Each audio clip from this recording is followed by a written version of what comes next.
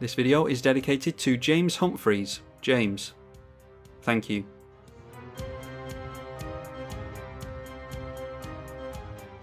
Judith the Scourge Diva versus Mangara the Diplomat. Have not seen that mono white commander yet, but I have high hopes for it.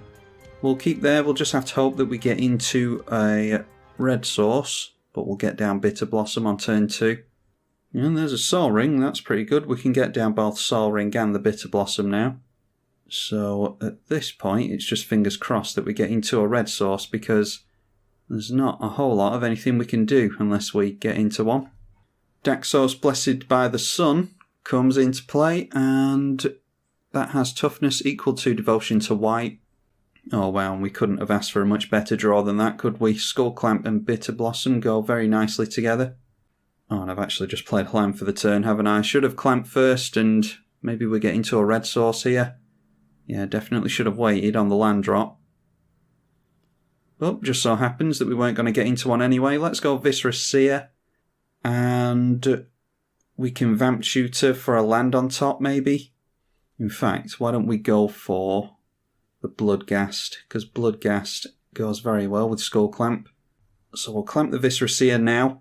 Alright, no land surprisingly, but we do get into Custody Lich, which will... yeah, become the Monarch. Whenever you become the Monarch, target player sacrifices a creature. Should be able to keep hold of the monarchy quite easily with Bitter Blossom. Alright, a Wall of Omens now. Never seen the promo art on Wall of Omens. And then Daxos is likely going to hit us for 2, and it does. Currently a 2-3. And still no land for us. Let's go. We'll go into Skull Clamp straight away. Wow, we are not doing well here, are we? Then it is Bloodghast. Clamp the Bloodghast as well. Yeah, Skull Clamp was a hell of a draw for us. And we just get into a black land. Yeah, we just have to play the black land, unfortunately. We'll clamp the Bloodghast again. And then we can hold up the Dismember. Alright, finally getting into a red land there. So let's Dismember now, so that we don't have to discard later on. We'll pay the 2 life and a mana into that. And then we only have to discard 2 cards. I'll probably get rid of the Custody Lich, because we can bring that back with Animate Dead. And then we've got a Braid. So let's get rid of Rakdos Charm as well, I think. And hopefully our opponent won't make use of their graveyard at any point. Urza's Tower now, so we know they've got Tron in the deck, most likely. And that is a Gideon Ally of Zendikar, so we might have to go for Hero's Downfall before anything else. They make an Ally Knight immediately. Alright, Grave Titan and Ogre Battle Driver is really good. We need another red source. But, yeah, we play the red land anyway. Which will bring back the Bloodghast. Maybe I discard the Grave Titan this turn, and then we can go Animate Dead next turn. So let's go for Hero's Downfall first of all, onto Gideon. Then we'll go Skull Clamp onto Bloodghast, because I'm about to crack that Arid Mesa. Alright, getting into more red lands now, that's really good. So we'll go in for a Badlands here, bring back the Bloodghast. Pretty sketchy so far, but we're managing to cobble something together, all off the back of a Skull Clamp. Bloodghast coming back yet again from the Badlands entering. And then... oh, we actually go down... yeah, we actually go down some cards here if I go for the Legion War Boss. So let's go for another Skull Clamp onto the Bloodghast again. And I'll just play the Goblin Bombardment this turn. Yeah, let's go for Goblin Bombardment. And with that, we can discard a couple of cards at the end of the turn. Reanimate the Grave Titan next turn after Ogre Battle Driver has come down. And we'll get rid of the tap land as well. Now playing a Felwar Stone, which won't get them into any white mana, but it is ramp at least. We'll take a hit for 2 from the Knight Ally. We do need to start trying to get damage through to our opponent, because we've just been setting up so far. And now it is a Runed Halo. you have protection from the chosen card name. They might go for Goblin Bombardment here. So we can still ping their creatures, but we can't ping them anymore. They might think that we're going in for a combo or something like that. Go for the Bloodghast out of the graveyard again. Then we'll go for a Skull Clamp on that before we crack the Wooded Foothills. I'll just get a basic mountain with that. Oh, actually, we can get this land, can't we? Because it comes in untapped. Might as well get a dual land if it's available to us. So Bloodghast yet again coming back in. And we are going in for the Ogre Battle Driver. And then we're going for Animate Dead onto the Grave Titan. The Grave Titan and its tokens will come in with haste and +2 to their attack, thanks to the Ogre Battle Driver. And this is a favourite combination of mine, because we're about to lay on a hell of a lot of damage to our opponent. And then with the 1 mana, I think we will just put that on the Grave Titan. It's likely that our opponent's going to have Exile, but if they go for a Wrath of God or something like that, we'll draw cards from the Grave Titan. So let's swing in with all this stuff. The tokens will enter on attack with haste and a buff as well, but obviously they're not attacking, so that's largely irrelevant. So managing to get back into it here. It's a race against time though, because we're at 14 life. And we can't deal any damage to them with the Goblin Bombardment, thanks to that Ruined Halo. Descend upon the Sinful, exile all creatures, yeah. That's pretty typical of white is exiling instead of destroying things. We might as well ping the ally to death and we'll sacrifice the Grave Titan to draw some cards. In fact, we'll sacrifice everything so that nothing gets exiled here. Get into Goblin Rebel Master, so we've got a couple of goblins that can throw out tokens now. Sacrifice the Ogre Battle Driver as well, so that gets rid of the ally. And then we're going to have to point damage at our own tokens if we want to sacrifice the Bloodghast, which we do, because we're making great use of that with Skull Clamp. And then the tokens can obviously go into exile. We don't care about tokens going into exile. Okay, 3 cards left in our opponent's hand. They'll have 4 at the end of the turn. We can bring something back with Unearth, but I don't think there's anything with 3 CMC or less that we care about. There's only Bloodghast and Viscera Seer that we can go for. We do have a Faithless Looting there, though. Let's get down the Goblin Rabble Master, first of all. I think it might just be the 2 goblins and our Judith. I think that's what we go for here. Which means we're going in for... We'll just go in for a Command Tower, and we won't clamp the Bloodghast this time. Play our Judith, and then we'll get a couple of goblins into play at the beginning of the turn. Judith has the static ability of +1 to power, so these are a couple of 2/1s with haste. They have to attack each turn if able. So we'll deal 4 damage to our opponent, and hopefully they don't have another board wipe, although we can always bring back one of the goblins with Unearth. There's Mangara the Diplomat. So I think what we need to try and do... Oh, Aethersworn Canonist. Yeah, I don't like that either. I think what I'd like to do is sacrifice a couple of things here to get rid of Mangara. I'll probably do it during... Yeah, our first main phase, actually, because we'll have a Fairy Rogue to play around with. Why don't we go for a Braid onto Mangara, and then we can ping the other damage at them. Yeah, we'll do that with the Goblin Bombardment. Sacrifice the Summoning Sick Fairy. Get rid of that thing. And then it's just Aethersworn Canonist.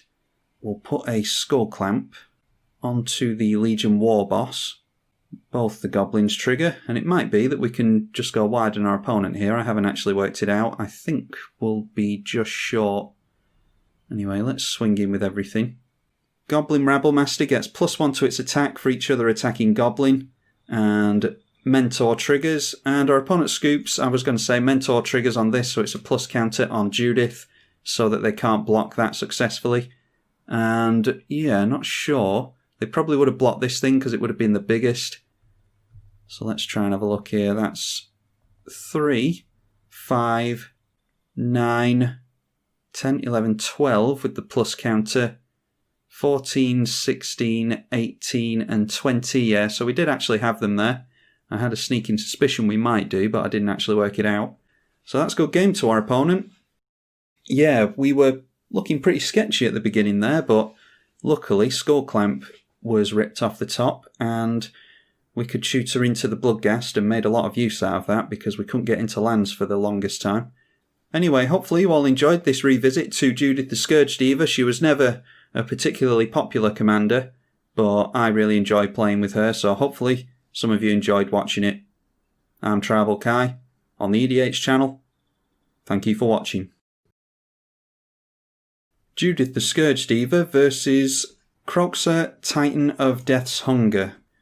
Couple of Rakdos commanders this time, and that hand is no good. We need lands, obviously.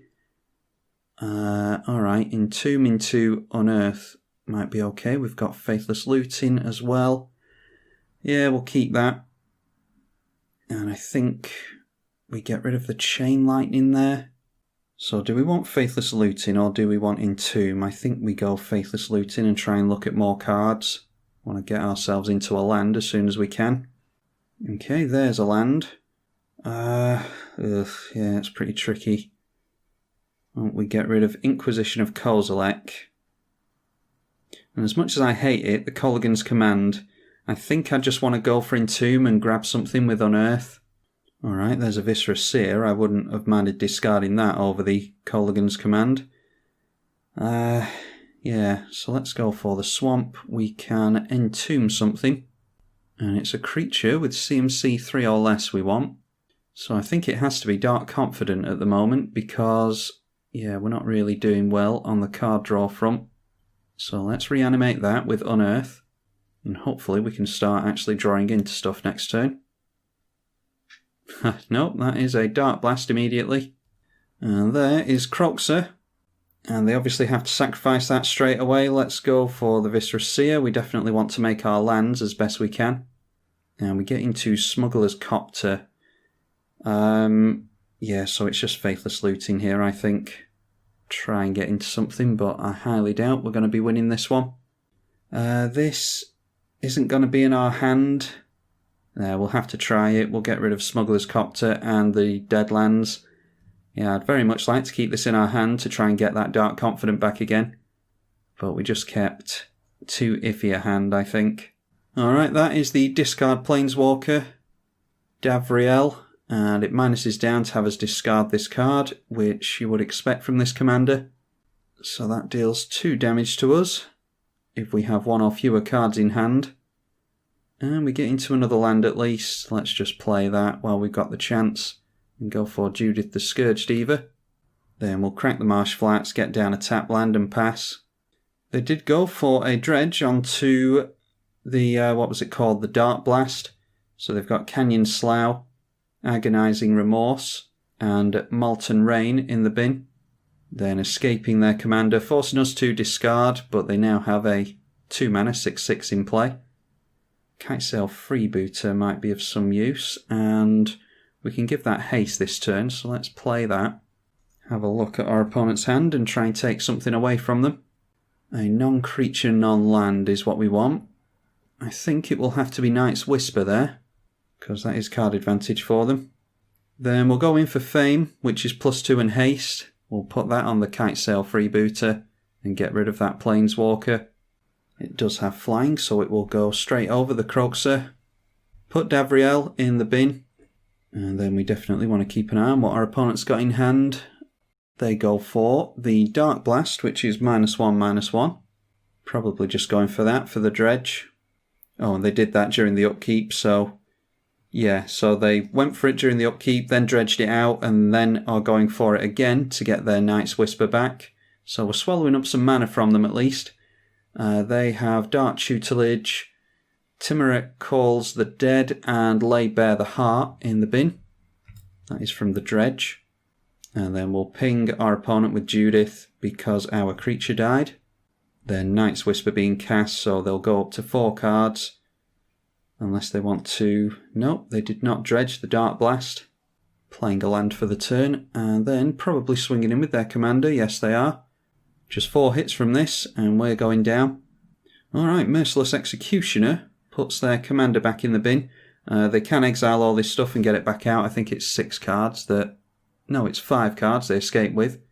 So we might as well just go for Merciless Executioner here and ping our opponent for 1. Then Judith pings our opponent again, and we'll swing in at them for 2 as well. They just go straight in for their Kroxa again. Again, they did not dredge the Dark Blast. And just passing the turn like that, we get into a Fatal Push. So we'll go in for the Fatal Push right now, just so that we can swing in with our commander. They do put it back into the bin, so they'll get 3 cards into the graveyard from this, then they can put 1 in with that. Oh, they'll actually put 2 in, including the Thrill of Possibility itself, so they can go for their commander again next turn. We'll just carry on chipping away and seeing how long we can survive for, because we're certainly not winning this one. Then Thrill of Possibility gets rid of Thoughtseize. And then they went for... Oh, that happened really quickly because I was F6, but they went for Dark Blast twice, which means they must have dredged it a couple of times. So they got a couple of lands on the first dredge along with Nezumi Shortfang. Then cast it on our commander, dredged it up again in response to Thrill of Possibility. So basically they've ended up with a bunch of stuff in the graveyard, including Sinkhole, Liliana's Triumph, Tormenting Voice. There's a Thoughtseize there as well. We will certainly return Judith to the command zone. She triggers on her own death thanks to the rules change. And now it's just a duress that we know of from our opponent. There's the infamous Skull Clamp again. Unfortunately, we need a land to cast our commander and then another mana to go for the Skull Clamp. And there's our dear friend Kroxa again, dealing another 3 damage to us. Then going for Magmatic Insight, which is discard a land and draw 2. So they go up to 4 cards. Phyrexian Tower for us.